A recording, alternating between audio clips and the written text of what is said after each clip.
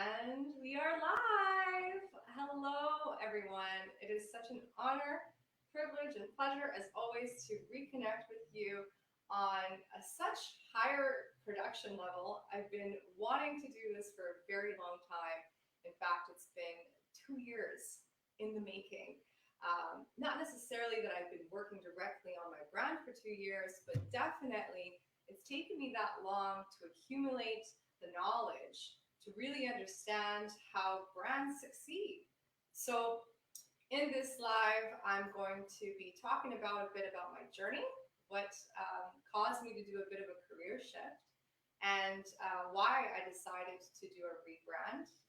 We're going to talk about also when is it a wise decision to undergo a rebrand, whether that's appropriate for you. And luckily, I've had the experience to see legacy companies undergo through rebrands and see them succeed, especially during the pandemic. We've seen companies actually double their sales, hit company records during this time as a result of their brand.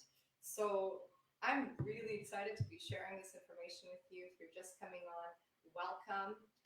Just simply refresh this page. It's on my personal Facebook page so that everybody can tune in.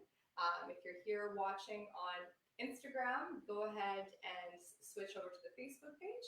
We're going to be diving a little bit deeper. If you're on my YouTube channel, welcome.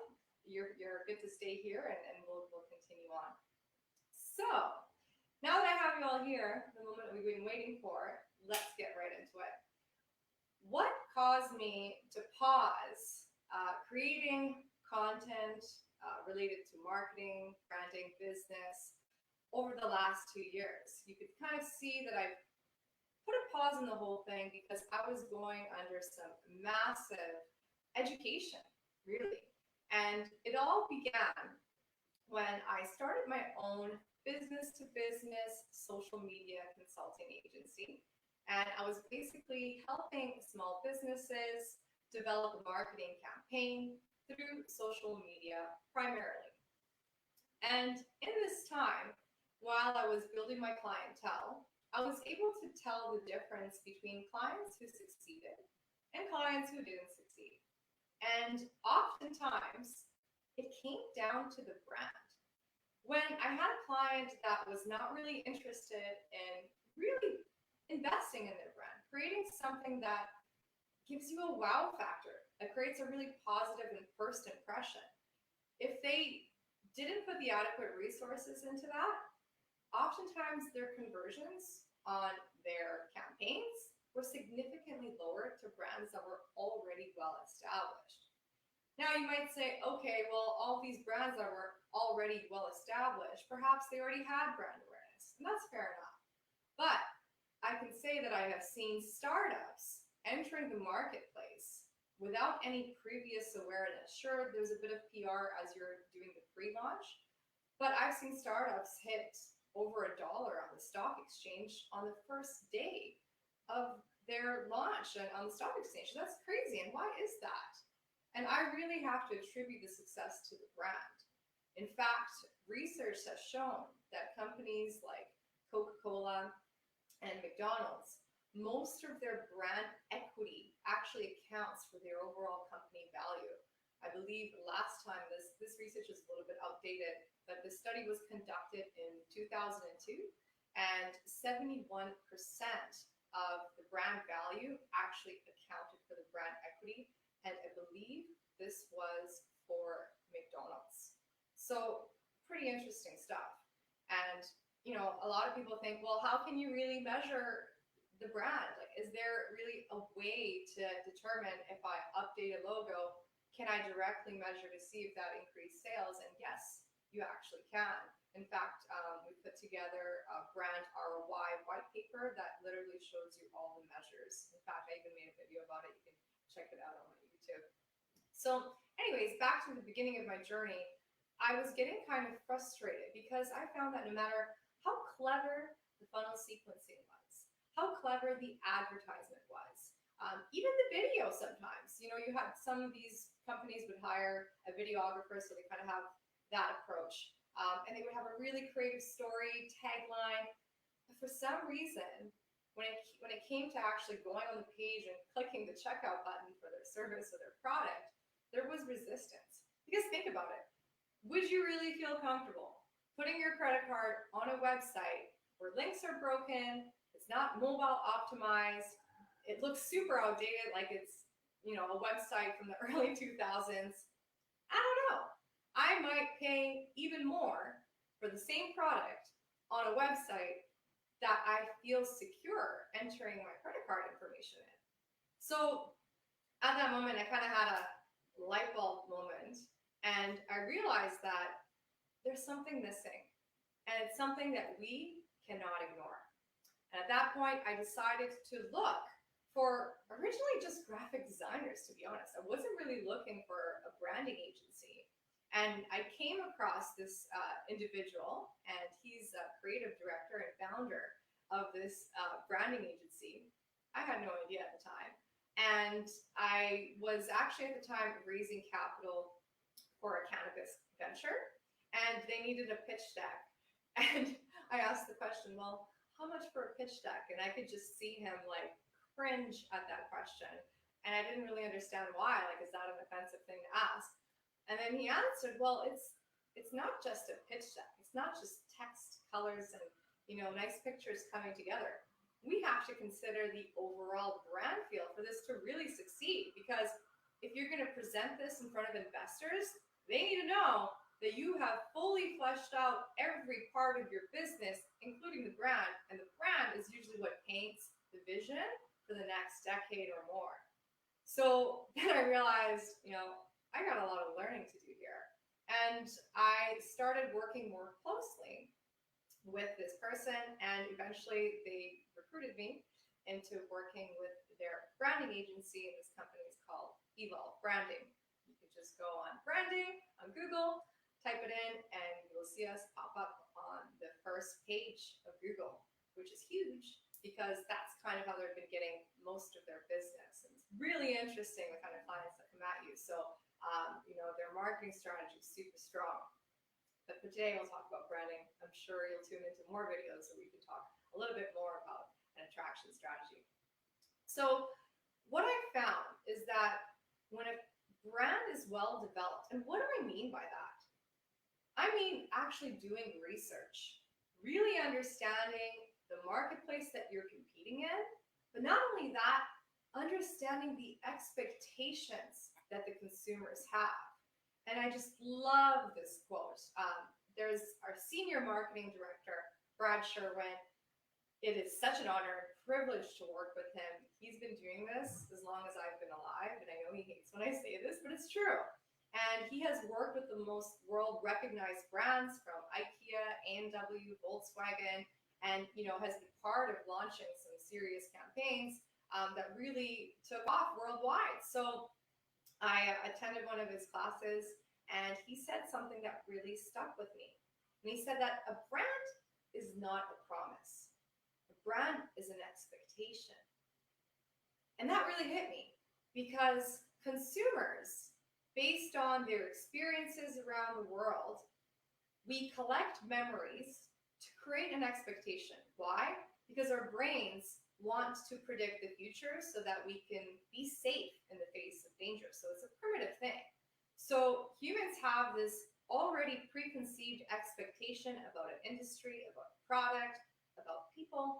So it is really important that you start the branding process with number one, research, understanding your competitors, and understanding the expectations your consumers have about engaging or interacting with a product or service. And based on that expectation, they will justify your price. So for example, if they engage with your brand and it's a super luxurious feel, the production quality is super high on their website, everything is super smooth, the user experience is very interactive, then that user will have the expectation that this brand is pretty expensive. Same thing if you get a box from Louis Vuitton and you're opening it, it's the red velvet and there's shimmers of gold. You can understand why that product might be worth more. So sometimes even the packaging can justify the price. You really have to think that the very first time somebody interacts with your brand, that is the most critical time because it sets up the expectation of what they're going to experience going forward. So it's very important that you invest the adequate time, research, and resources to really understand what marketplace you're really entering here. So before we even touch the design process, we engage in heavy research period. We produce a very long research compendium from doing audits of your brand as it is currently, because we really want to assess the perception of your brand. And we want to maintain some continuity if you already have some sort of presence in the marketplace. So we do a brand audit to take a look at your website, your social media, even interview some of your clients and past clients to understand why do they select you, why do they decide to renew with you.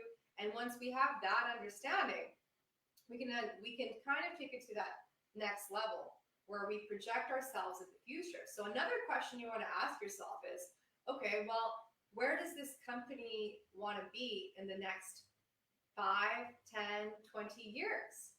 And the reason why that's an important question is because the brand identity needs to reflect that vision. Is this going to be something more technology based? For example, we've acquired partnership in a plant-based company. It's a water lentils company. They're called Pontus. And it was interesting with that branding process because although it has an organic feel, developing water lentils requires significantly less water to produce, and it produces a significant amount of protein that could potentially feed the world. So the brand had to have a very organic feel, yet it had to also have a balance between being organic and being tech focused, just because of the technology they were using to create this facility. So back to the question of where is this company going in the next 5 to 10 years? Well, that is going to reflect in your design. It's really important that you ask that question so that you can start creating, for example, selecting the colors. Are you going to select blues that are a little bit more futuristic? Is it going to have greens to reflect a little bit of an organic feel? So it's got to have that healthy balance. So that's really important. Also having a business plan. Now this is a big topic, and we have business consultants that can show you how to put together a business plan, but that's really important because that will actually determine what your budget should be. A lot of people ask, well, okay, how much for a logo? How much for a brand? How much for a website? And they're kind of expecting this like itemized approach. And I understand that, if you go to Fiverr or if you go to kind of like a smaller company or even a contractor, I can understand that expectation. See what I did there? But the thing is that it is the business plan that will tell you how much you should invest in your branding and marketing efforts. What I found typically with companies that are more consumer facing, so let's just pick a restaurant, for example, they invest heavier in the branding and marketing just because they have to spend that time in creating that connection, building that brand awareness so people can think of that option whenever they're hungry, almost on a subliminal level. So companies that are B2C definitely spend anywhere from 15 to 25. In fact, I've seen sometimes even more. I believe I looked at the McDonald's statistics, and every year as they're profiting more, their percentage that they're spending on their marketing and branding also increase, and I have seen it as high as 25%. So then when you're asking the question, well, how much should I invest in my branding or marketing initiatives? You can answer it yourself by looking at your projected revenues and taking a percentage of that and allocate that to your branding. And that is typically your answer. We can't really answer that for you. I mean, sure, I can give different examples, but ultimately it comes down to your business plan.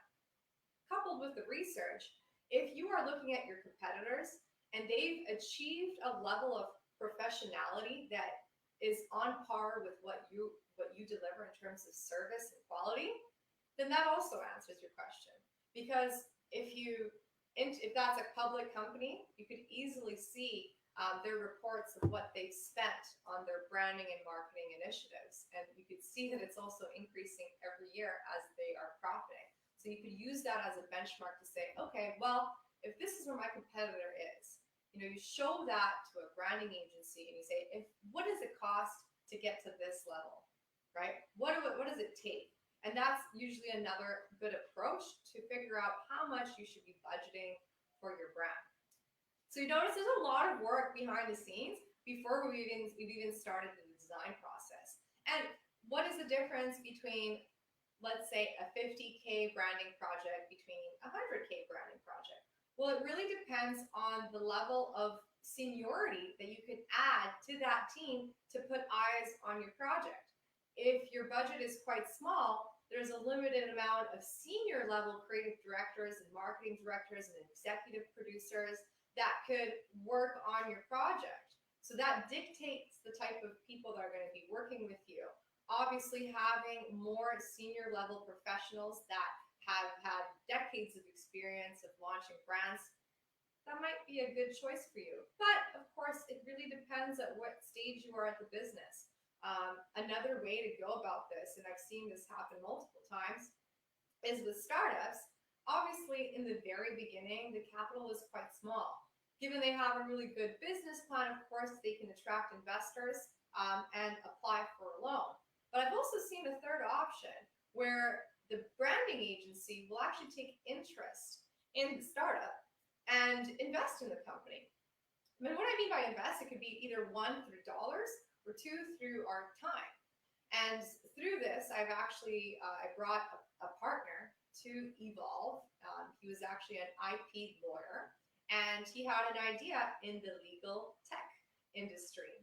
And he approached us, and we took interest in this project because it was a very good concept. It solved a very big problem, and it had a tremendous business plan and idea of how this thing was going to launch. So if we have confidence in the idea and we can see that you are truly acting like a CEO, being a CEO, and putting together the right people, the right pieces of the puzzle, and putting together a thorough plan, the agency will actually take interest in becoming an equity partner. And this, my friends, is how I had the opportunity to gain partnership in a startup. So this is great because, if you're working paycheck to paycheck, money inflates over time, and I find greater stability in building my wealth through having a stake in the companies that we're branding. And that way, we have an invested interest in these brands succeeding. So that might be another route. If you really want to build an outstanding brand and you're concerned about budget, you might want to consider offering some equity within your company. But of course, to even have that conversation, you've got to have a great idea and a very thorough business plan. I've had people send me their pitch decks, and it was like 3 or 4 pages. I couldn't really take it seriously because it wasn't really fleshed out. Would I show that to my partners? Probably not. So you want to at least pay a business consultant to put together a thorough plan. So as you can see, a brand is so much more than just a logo and a visual identity and a nice website. There's a lot of moving pieces because we want to create not just pretty things, but things that are actually marketable and a business that's actually going to succeed. So there's a lot of thought and research and involvement that is going to require feedback and interaction for us to really put together a really good brand strategy. Got that? So after we've done the research, we've got the business plan, we've got the partners, and we have maybe even some interest from potential investors. What we need to do is create a brand strategy. And usually this is produced in the form of a creative brief. Now, what is a brand strategy? This is really figuring out what your brand truly represents. And I've said this before on some posts, but if we think of a brand as a person, because ultimately who we're trying to connect with is people. And if people can resonate and connect with the brand in the sense that they feel that the brand is a person that has similarities, things in common values, beliefs, and maybe even a common mission. we establish truly a very powerful connection to the brand. And that is how the brand will become the first in mind, because it's created an emotional connection. So I encourage you to think of a brand as a person. And in this creative brief, we assess, first of all, well, what is the perception that we're trying to achieve? Who we are at the very core, our beliefs, our values, our mission, our goals, to really connect with our users on a much deeper, profound level. And from this brief, we now have the blueprint of the brand. So what do I mean by that? Now that we really understand what we are and what we're about, we can now create a visual identity that matches that. So if we're a very fun, eccentric brand, I mean, the first thing that comes to mind is Apple. Their brand is super fresh. They always use bright colors. When you walk in, everyone is super pleasant and friendly, but not pushy. They always lead with value and education, so you feel comfortable buying the product. So the brand is reflected with simplicity and bright colors. So it's warm, inviting, but it also has that higher tech feel because they're using so much white space. You feel like you're walking in a lab when you're walking into the Mac store, right? So you see, because they have figured out who they are at the core, what their core brand personality is, you can then dive into the design aspects so that you can actually layer it with visuals. So the visuals can give meaning to what the brand personality is. It can bring out the brand personality through colors, right? If you're a tech-based company, are you using more sharp edges? Or is there an organic feel to it where you're using more rounder edges? I would love to bring my creative director on one of these lives, and I'm telling you, he can nerd out about color and typography for a very long time. So these are some of the things that we consider when we're starting with the visual identity. Finally, we're at the process where we can actually start designing, right? So usually the way that process looks like, you hit the sketch pad, right? You start with some sketchbook work, and after we've kind of fleshed out through a process of elimination, believe me, I've tried to do some sketch work myself, and it could be a pretty tough and critical environment when you're trying to show your design work. And you know, the creative director can be, nope, I don't like that, try that again, draw 10 more of those, you know, but that's good. And the reason why that's good, and it's part of our culture, is because it creates really brilliant work. We always laugh among each other because we say, we feel like we work with these people, we hire these people literally just to argue, because arguing alone, you know, really produces really good work. So through a process of elimination is where we get to something really beautiful and something that will work. So after we've done the sketchbook work, we then engage into vectorization. So that's, you know, making that work digital in a way that even if you zoom in super close, it doesn't lose quality. So when it's vectorized, it's going to look exactly the same, whether it's on print, digital, on billboard ads, and so forth. And at this point is when we're engaging with the client and getting their feedback.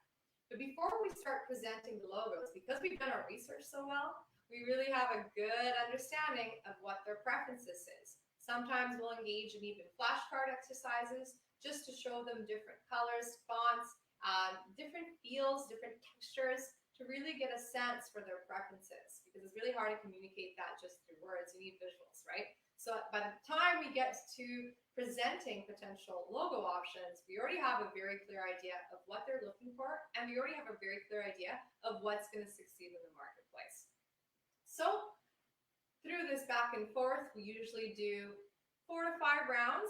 We don't usually put in our contracts, hey, you're limited to 3 revisions only. After that, you got to upgrade your contract. No, because we really believe in working on a milestone basis. So what this means is that if you're not happy with the work, we continue working. Of course, if this is getting to the 1,000th, 10,000th revision, then we got to kind of take a step back and take a look at our research and make sure that we're on par, but that rarely ever happens. So that really gives the client a lot of confidence that, okay, this person is, or this agency rather, is here to get it right. And branding is a patient process. You know, it's not something we rush. You know, can we build a brand in a month? Sure. but it's often recommended that we have a little bit more time, not necessarily for us, but for you, to really, sit and reminisce and really think about whether this direction is working for you. Oftentimes, people will just print up the logo, put it up in their office, and get feedback from their employees, from their partners, even their family members, to really see if it resonates with who they really are, because they have people around them that know what this company is about on a much deeper level, right? So we usually recommend at least 2 to 3 months. And of course, the more time, the better. That's when we can start extending into doing developing film assets and so forth.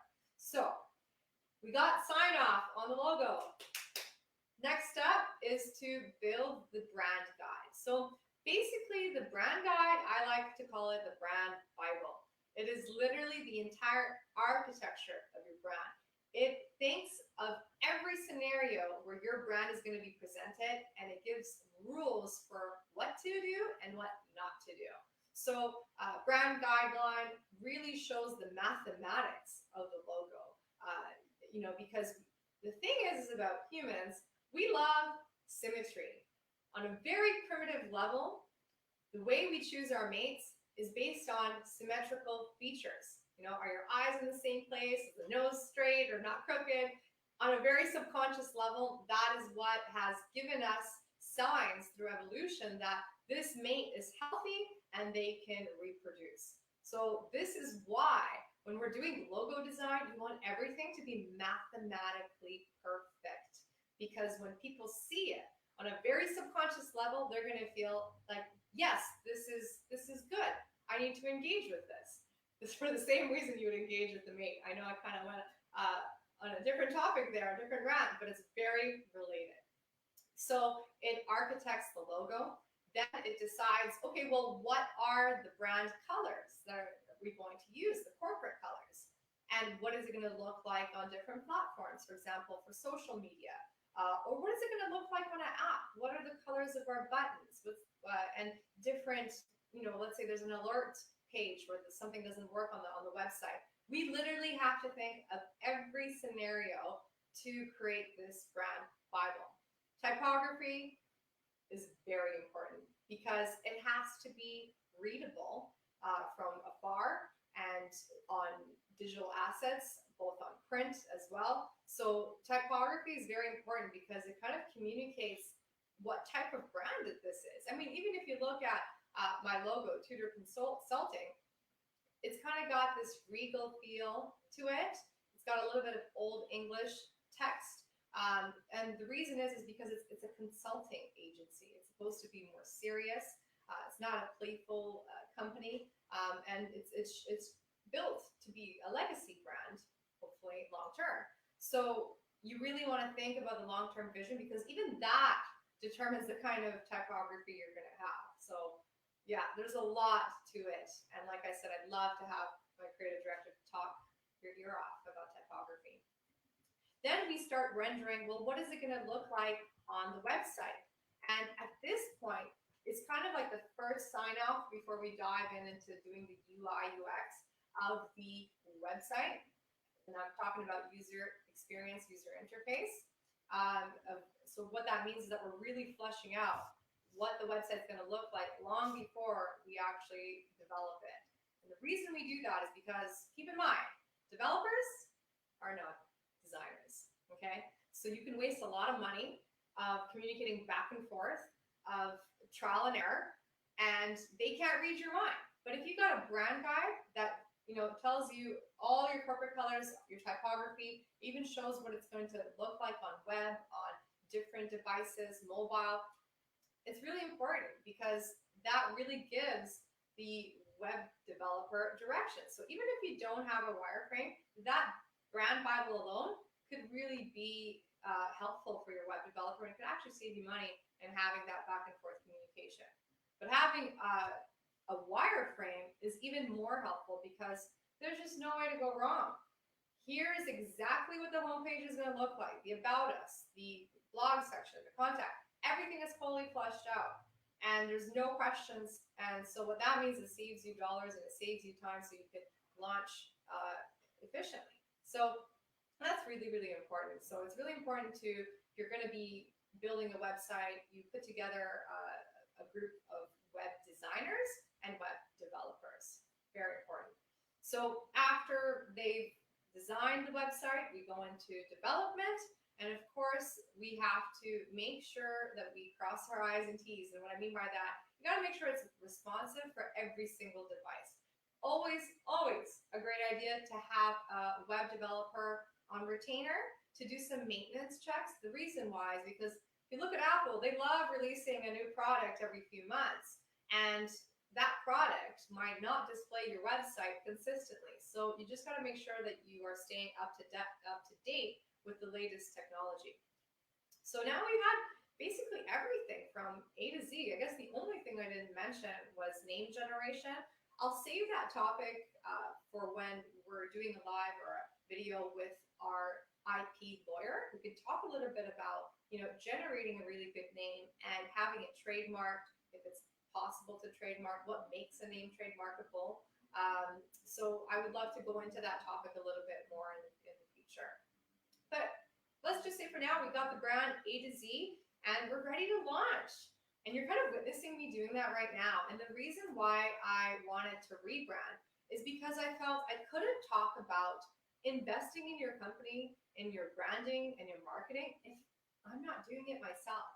And although the experience that I've had on social media and creating content and leading the story and solving problems, that is very, very useful. And it got me to a certain point where I realized, okay, well now it's time to increase the production value. Why? Because that's going to create a different expectation of when you're interacting with Tudor Consulting. So when is it a good idea to do a brand refresh or a rebrand altogether? Usually when you're doing a strategic shift in your company. So before, I was more of a solopreneur, just one person wearing multiple hats. But now I have multiple partners that can add more value from different fields to really take your business to the next level. So I'm no longer focusing on just social media marketing. And what I was really good at was marketing through organic content. And that's something I'd still preach and believe in. But I really want to add the component of having higher production value, because that is really going to communicate the value that your company offers. I mean, think about it. If you're saying you should invest in your business, you got to walk the walk, right? So many times, we've had people approach us and they chose us over other agencies in town. And what I found the feedback is that the reason why they picked us is because we actually invested in our own brands. So when we tell a business, hey, for your business, it makes sense to invest over 150 grand to really build some phenomenal film assets. We've done it ourselves, and we can showcase that, and we can show the level of revenue and partnerships and investment that it's acquired as a result of that. So while we're on that topic, would love to talk about film, because a website alone looks super flat if you don't have any original media. Please do not go the stock photography route, because the last thing you want is for someone to land on your website and be like, I've seen that picture there on another website. That is the fastest way to lose credibility and brand authority. So I cannot stress enough how important it is to really build an original media kit. And the good part is as soon as you turn on a film camera, you can capture so many organic stills that just give your brand that cinematic big brand feel. Because oftentimes when we're doing photography, it just kind of looks like a little staged, right? And unless you're a very good model, those images, they're good, but it can be even better if you're using, for example, a red camera. So if you go on my website, tudorconsulting.ca, you'll see that there's a level of depth that you see in people's faces, because we're using a camera that's commonly used in films that you see on Netflix and the theater. And I was so excited to use this because it really just increased my overall brand value. When people land on the website and you see this super high production video, you feel like, okay, this company really invested into their own brand. And if they could look and feel this good, imagine what they could do for me, right? That's the psychology. So I cannot stress enough how important it is to have a budget to build a media kit. And from that media kit, I'm telling you, it could usually last you up to a year, if not longer, because you have so many skills that you could pull upon and then populate your social media, your print asset, if you have flyers or brochures, of course, your website. It could translate and repurpose into so many different assets. So it really is worth investing into a bit of a film budget to really capture the essence and feel of your brand. Because yeah, a picture says 1,000 words, but a video says so much more in such a shorter period of time. So highly recommend that you put a healthy budget towards film and video to really build that brand authenticity. So that's what I did for my brand. And so let's transition a little bit into what Tudor Consulting is, what you can expect going forward. Basically, Tudor Consulting is a consulting agency. And what we offer is business consulting, marketing strategy, brand strategy, as well as consulting with an IP lawyer to make sure that all your assets are protected. So we really are focused primarily on the strategy, consulting you and guiding you to make sure you have the right blueprint. I do work in conjunction with Evolve Branding that could supplement with all the creative assets when it comes to design, like I just mentioned, logo, wireframes, film. So I've built this partnership for the last 2 years, and I could say they really do phenomenal work. You can just check out the reviews. So that's what you can expect from Tudor Consulting. You can also expect that I'm going to be going live on YouTube every Tuesday and Thursday. I'm just going to have my technician pop that up on the screen for you so that you can tune in. Would love to see you there. That is where I'm going to be more dominantly presenting value-based videos on what happens in a branding agency, topics from business, from IP law, from technology, from branding, and all the in between. We're going to be discussing that on my YouTube channel, so I'm really looking forward to delivering more value there. Of course, Facebook is where I started, so I'm always going to be here to trickle in continuous value for you guys. And I would love your feedback. What interests you? If you want to know how we've helped companies hit records in their sales during a pandemic, would love to talk about that. I can make a whole video on what that process looked like. And guess what? Part of what made that brand so successful was having film. We were able to really just increase that brand value by because we're trying to create an experience. That brand was a little bit more on the luxury side, but their price for their services was quite affordable. So we had to balance that out. But it's really, really cool to see that we have actually helped a lot of companies succeed during the most intense period in history. In a time where people think that, we should be saving and contracting. If you look at the most wealthiest people in the world, they do exactly the opposite of the masses. So they'll end up purchasing certain assets. I believe Dale Carnegie, after World War, I believe it was World War I, or World War II, I'm not too sure. But what happened is there was a surplus of ships after the war. And people actually had to pay to get rid of them, to maintain them. It was just a huge hassle. And what I learned is that Dale found an opportunity. And what he did is he actually bought out all those ships in a time where countries were war-torn. And he actually was what championed the globalization and doing trade and commerce all over the world, right? So I want you to take that mindset during this pandemic and think, where is the future going? And I can tell you firsthand that our revenue actually increased during the pandemic. Why? Because people recognized that face-to-face interactions, although they're great, but they're significantly reduced. So if you think about it, when is the first brand touch point? It is with your website, it is with your online communication strategy, it's with your brand. So if you don't have an online communication strategy during this pandemic, then clearly your business is suffering. I don't need to ask you to know that. So this is a time to expand. This is a time to invest and grow your business and really grow your business online, because this is the perfect time. People are at home spending time on their computers, on their phones. This is the perfect time to expand your business. And this is another reason why I decided to launch this brand in this time in the economy, because I know that people are hungry for opportunity. They're hungry to grow and expand and to really survive through this period. But I'm not talking about survival. I'm thinking of thriving through the most intense economic period in history. And that is possible with having a strong brand strategy, marketing strategy, and an online communication platform. So that's what you could expect from Tudor Consulting. I would love to connect with you on all my other social media platforms. I'm definitely going to be more active on LinkedIn because my brand will be primarily tailored to more B2B. It's helping businesses grow. We want to give your mission a voice and supplement you with the right consultants. So I believe on the screen you should see the links to all my social media channels from LinkedIn, Instagram, YouTube. I believe Twitter's in there as well. Let's stay engaged. Let's stay connected.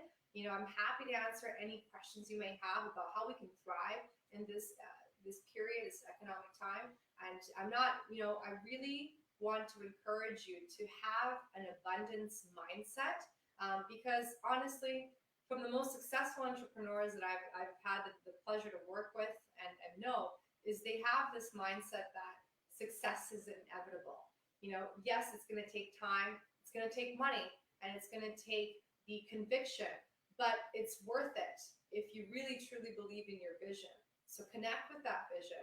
And once you believe in it, once you're convinced in its success, that's when I say it's time for you to create those partnerships and invest the adequate resources to truly make this not just a dream, but a reality.